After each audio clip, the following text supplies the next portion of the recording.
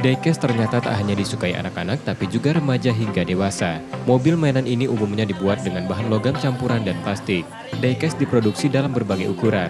Namun yang paling populer dan banyak diminati adalah yang berukuran 1:64.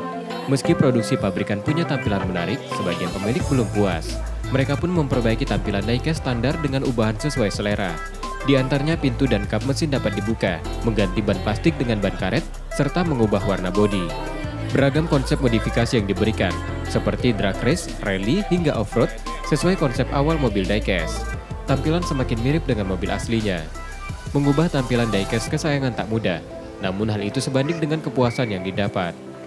Kalau tingkat kesulitan relatif sih, beda diecast, beda tingkat kesulitan, beda jenis yang akan kita custom, konsepnya itu juga beda tingkat kesulitannya. Tapi yang paling mudah sih rata-rata kalau membuat custom tuh ganti ban dari ban biasa, ban plastik ke rubber tire, ban karet. Ajang Diecast Custom merupakan bagian dari Diecast Festival yang berlangsung di Palembang. Selain Diecast Custom, penyelenggara juga menggelar balapan di atas lintasan setinggi 7 meter sepanjang 55 meter.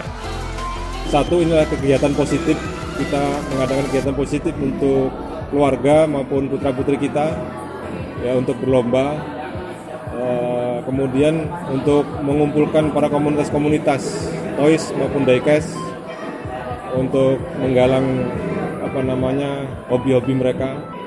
Bagi penyuka diecast, mengoleksi, mengubah sesuaikan, dan memainkan tetap menjadi hobi seru, meski mereka bukan lagi anak-anak. Rizky Nurmizan, Kompas TV, Palembang.